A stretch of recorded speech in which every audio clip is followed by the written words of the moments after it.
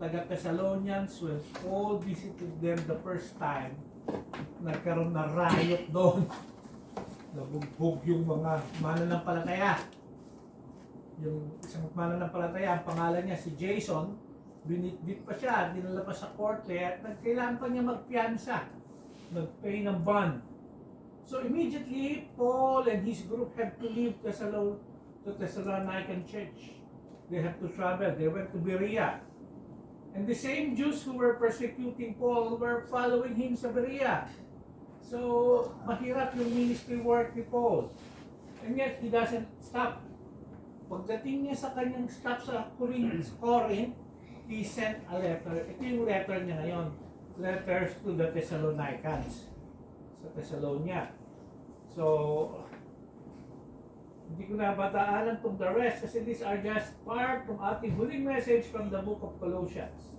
Kaya yung isa sa part yan, brothers that ministers in the church, continuing ang ministry, maski sa Colossians, maski sa Thessalonians. Si Paul, wala na sa Thessalonica, pero yung concern niya for the church is there. Parang ganito, in our case, kung ang buhay natin ngayon ay punong-puno ng pagsubok, and during those times, many of them are dying. And then many of them are being accused by the Jews and by the government, the Roman government. Sometimes of sedition, of fighting the government to bring it to downfall. So napaparusahan sila, namamatay. Ano yung nasa isip mo kung nandun ka sa midst na yun? Ako na ba yung kasunod? Ano yung pag-asa ko sa buhay? Kailan ba siya darating? Kaya yun yung team doon. Dahil si Kristo Jesus ay babalik na muli, siyang binuhay ng Ama mula sa death. He is coming back for us. And He will protect us from the coming wrath. So yung pinagdadaanan nila, hindi pa yun yung wrath to come. There are a lot more dangerous stuff to come. Hindi pa yun yung tribulation. And yet may assurance na that when the Lord comes back, He will bring them to Him. Yun yung promise sa John chapter 14 verses 1 to 3. Sabi ng Panginoon, let not your hearts be troubled. Believe in God, believe in also in me. In my Father's house are many mansions, and I go there to prepare a place for you. So where I am, you can be also. Yun yung ating and that is the same.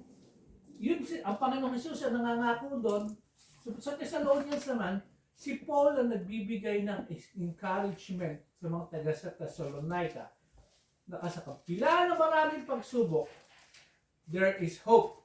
Sa first 5 verses ng Book of Thessalonica, makikita natin yung parang 3 pillars of Christian faith. Faith, hope, and love. And we will study that today. So, whenever we try to study the Word of God, let us remember this is similar sa Ephesians 4:1, similar to sa Colossians 3:14, similar to sa 1 Corinthians 10:31. Kakatulad ng ibig sabihin nito. But this is what I want. Sabi ng Ephesians chapter 2 verse 10, for we are His workmanship, created in Christ Jesus for good work, which God prepared beforehand that we should walk in them. So with that in our minds, let us remember na sa kabila ng maraming pinagdadaanan ng trial, tayo yung mga obra ng Panginoon. We are all masterpieces of the Lord. Kuya, paano naman ako masterpiece? Ang hirap ng buhay ko. Di ikaw yung abstract. Hindi naman abstract is a masterpiece. Kasi kung ang masterpiece lang sa iyo is yung something that easily ma-perceive. Alam mo, bundok yan. Alam mo, mga buildings yan. Alam mo yan, yung city ng New York o city ng Oakland painted na kita mo agad. Pero there are those, kailangan mo pa siyang i-decipher. Parang ganun, often sa atin, ganun tayo as believers Marami tayo pinagdadaanan and yet we are all God's masterpieces. So, ito, pinakita ko na itong mapang ito. Andyan po ang Thessalonica. Si Paul po nagpunta ng Berea, sinundan siya doon, bumaba na siya tuloy-tuloy papunta ang Athens, saka Corinth. Pagdating niya rito, he started writing the letter back to the Thessalonican Christians. Bakit sila sinusulatan? Kasi patuloy yung persecution, binubugbog sila. Pinahihirapan ng mga Jew to this place, and even kasi Roman world po to eh. This is controlled by Rome. Ang Thessalonica po is a known port city. Port city ang Ephesus. Port city ang Corinth. So whenever there's a port, it's a place where a lot of foreigners would go. At alam niyo kung anong meron doon. Maraming, kaya kilala ngayon term na buhay marino. Mga nagbabarko na kalalakihan, alam nila yan. Na may mga ganyang, when the place is a port city, often prostitution prospers. And prostitution is what they say is the oldest profession. Yeah, so ang pinag-aralan na natin yung greeting, this was written by Paul, but he always includes si Silvanus, his other name is Silas, saka si Timothy. And they were writing to the church. Whenever you say the church, it's not the building, it is the body of Christ in Thessalonica, in God the Father and the Lord Jesus Christ. Grace to you and peace. Parati po magkasama yung grace and peace. Because without God's grace, there is no peace.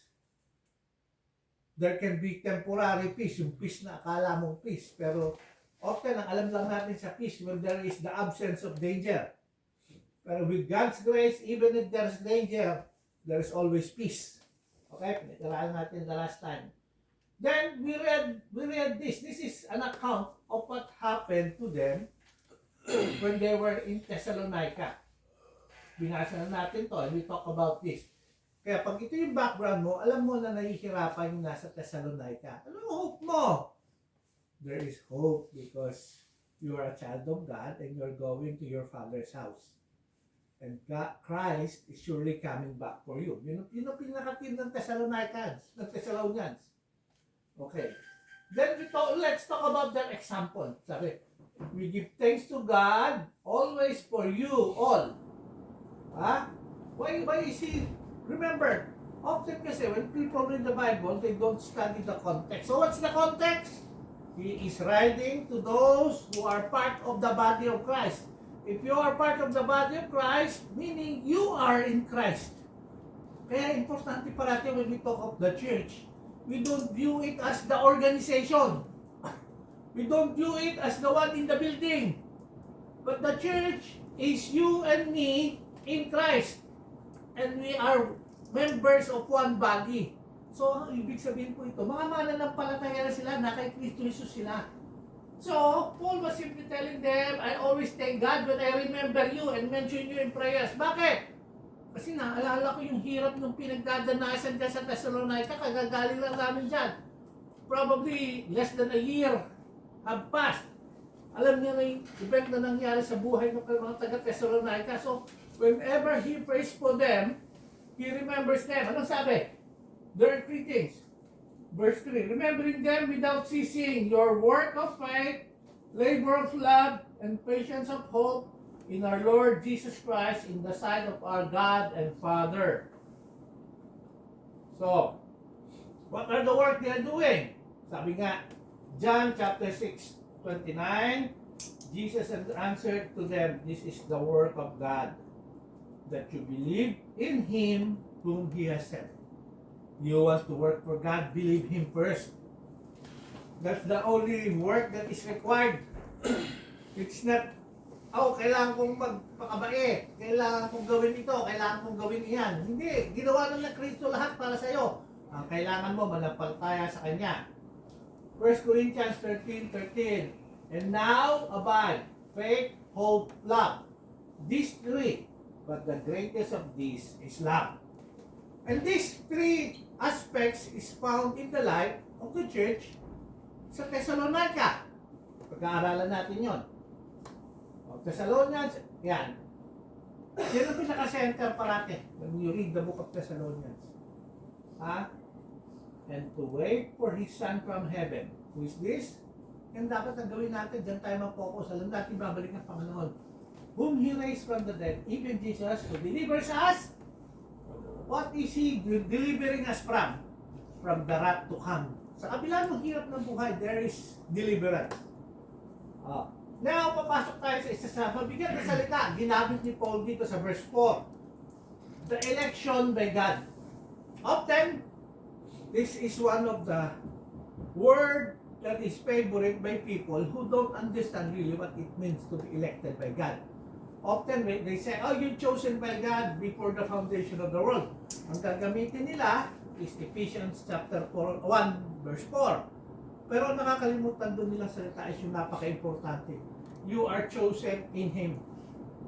If you're not in Him, you're not chosen. When are you chosen? When are you in Him? You are in Him because you're part of the church. You are in the body of Christ. You have now what? Done the work of God that He requires. But what is it that He requires?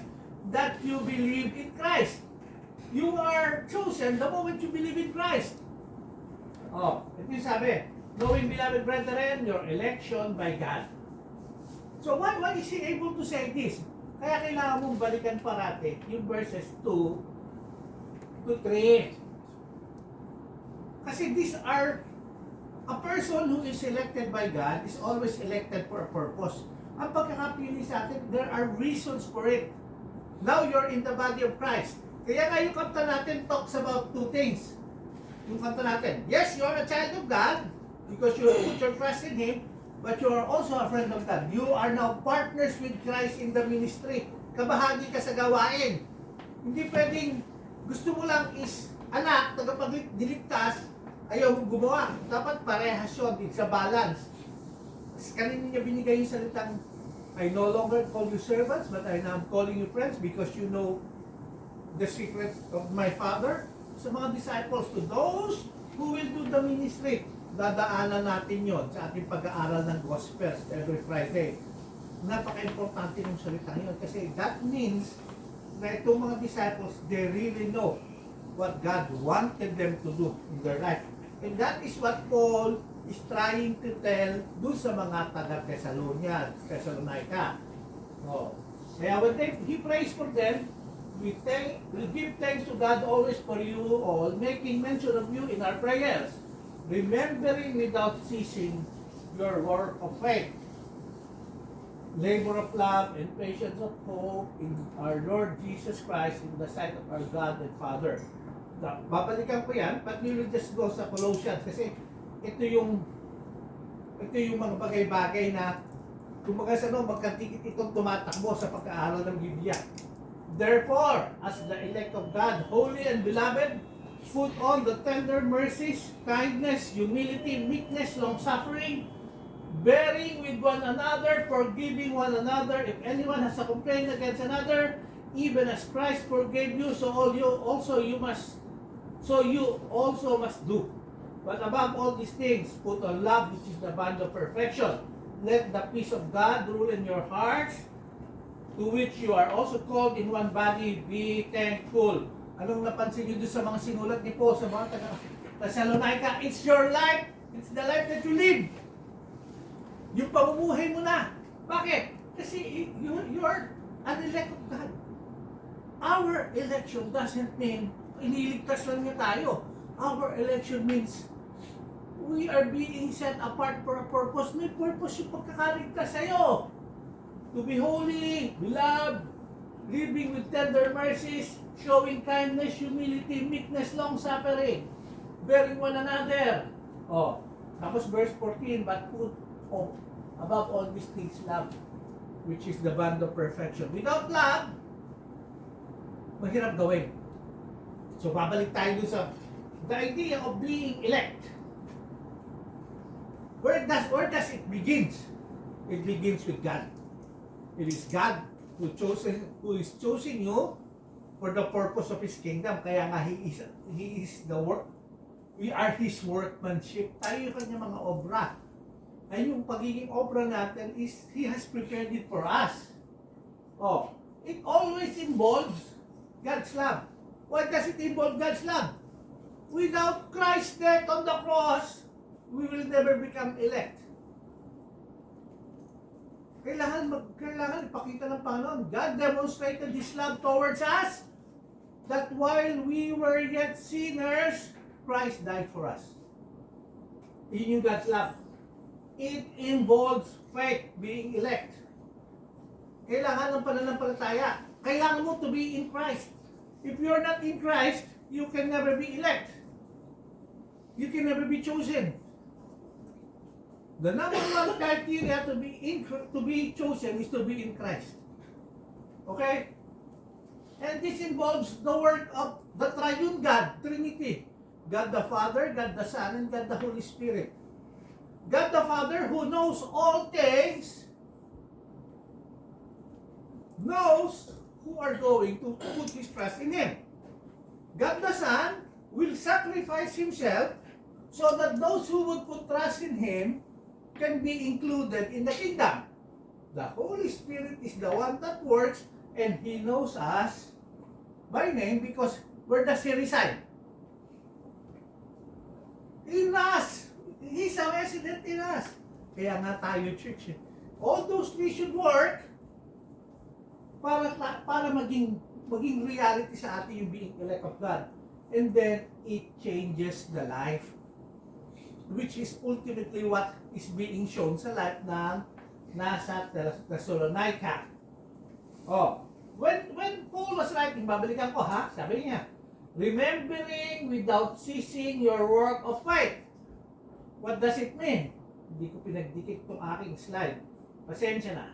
Your work of faith means you turn to God from idols. No longer, tandaan niyo yung mga taga-Thessalonica, katulad din yan ng mga taga-Ephesus. Hindi ito mga believers. Ngayon lang nila nakilala ang Panginoon through the ministry of Paul. Now, yung kanilang work of faith, when they have the Lord Jesus Christ now, no longer worshiping idols, but they are now turning to God. That's the work of faith. Yung labor of love, to serve the living and true God. No longer going to the temple, offering, and all of those stuff, but now, they can worship God kahit nasaan sila. That's why, pag binalikan nyo Acts chapter 17, bakit sa bahay ni Jason sila nagpunta? Kasi sa bahay ni Jason nagmi-meeting yung mga Kristiyano. Alam nila nandun si Paul, kaya sinugo dito ng mga tao, pagdating na wala si Paul, wala na si Silas. Kaya si Jason at yung kanyang kasamahan, yung mga mananampalataya ang nabitbit. Tandaan nyo, marami naging mananampalataya sa gawain yun. Yan. Ano yung and patience of hope? Ano yung patience of hope? Ano yung pag-asa mo sa buhay? It is to wait for His Son from heaven. Yun ang pag-asa mo.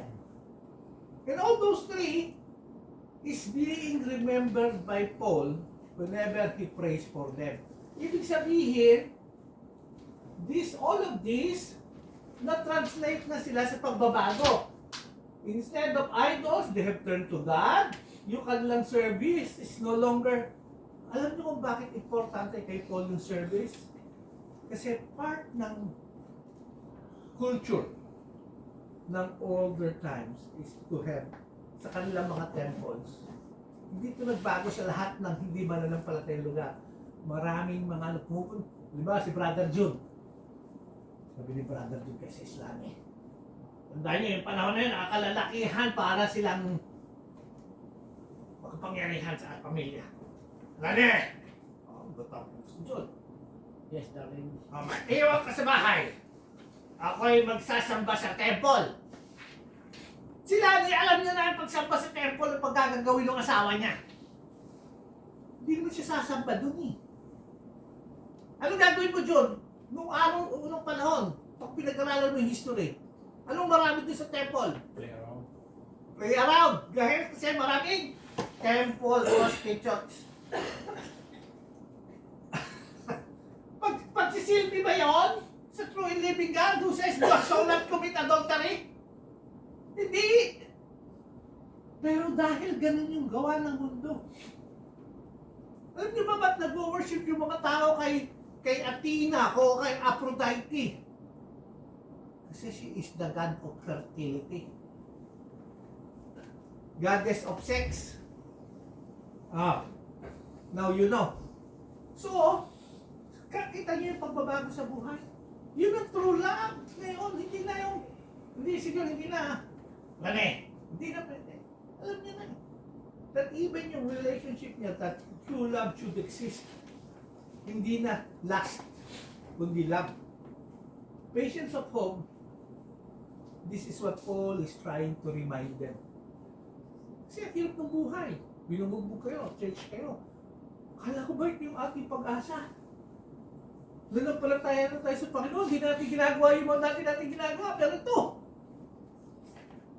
pinagkakaisahan tayo ng mga tao bayan. And yet, naging matatag yung mga mananampalataya dito. And many were turned to the Lord. Why? Ito yung reflection whenever we talk about the work of faith, the labor of love, and patience of hope. Romans chapter 5 verses 1 to 2 and Romans chapter 5 verse 5. Therefore, having been justified by faith, we have peace. Where does peace come from? Us being made right with God. On what way?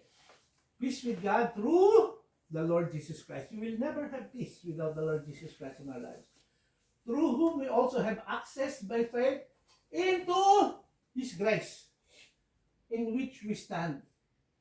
When you are standing in the grace of God, what do you have? And rejoice in the hope of the glory of God.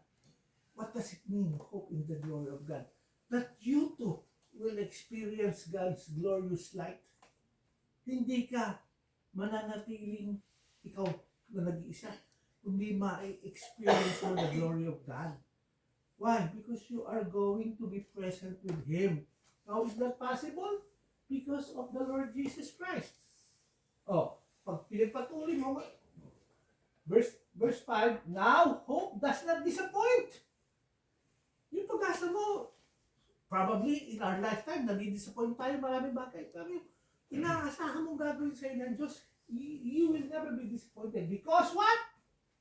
Because the love of God has been poured out in our hearts. Whose work?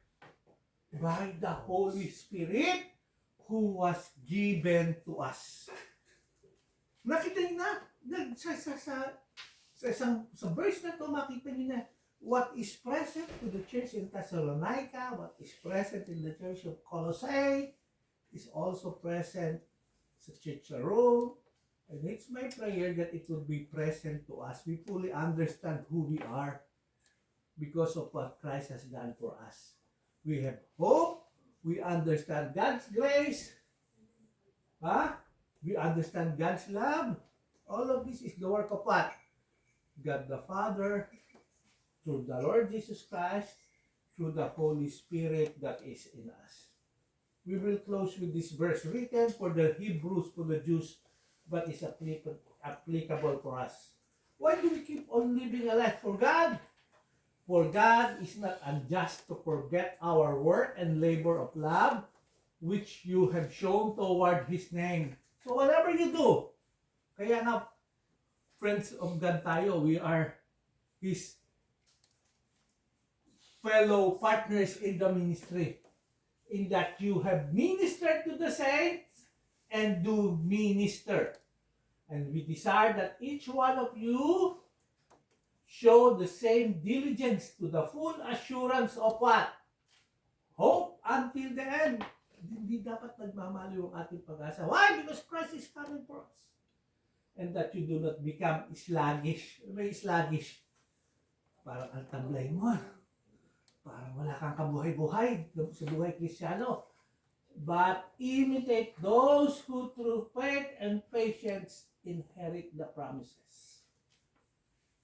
Who have inherited the promises. Pag pinag-aralan niyo yung book of Hebrews, we have a list of those who are faithful. But list of faithful, bakit? Because they are not the list ng mga perfect. Faithful lang sila. Kasi lahat sila maraming defect. Maski si Abraham, marami siyang defect. Gusto niyang gawin yung plano niya, gusto ng Panginoon sa kanya. Kasama si David doon, kasama sila Noah doon, kasama si Abel sa listahan, marami doon. Also faith. Kasama pa nga si Rahab doon eh. Sa Hebrews chapter 11. Pero sino ba si Rahab? Ba't sinama? She was a former prostitute. Anong difference? Her faith in God included her to be chosen as a blessed to what? Sa kanyang line, dumaan ang linya ng Panginoong Jesus. Yun ang pagkakapili sa kanya. So all of us, we have been chosen. We are friends of God for a purpose. We are not to just sit idly, but to live for God. So let us pray. Our Heavenly Father, we pray that truly mag-reflect kami sa inyong mga salita. That the love that is shown to us by the Father through Christ, that our patience will continue ongoing, that the faith that is from the Lord, trusting in the Lord Jesus Christ alone, believing in Him that saves us, and the hope that we have that you're coming back for us. The assurance that when we see you, we will be like you, the glorious Savior. I pray, Lord God, that you continually work in and through us in our lives, that we become truly your workmanship, mga obra mo, Lord God, masterpieces that brings glory and honor to our Lord and Savior Jesus Christ through the mighty work of the Holy Spirit for the glory of God the Father alone. We praise you and we thank you, Lord God, for this day. All these things we pray in Jesus' name. Amen.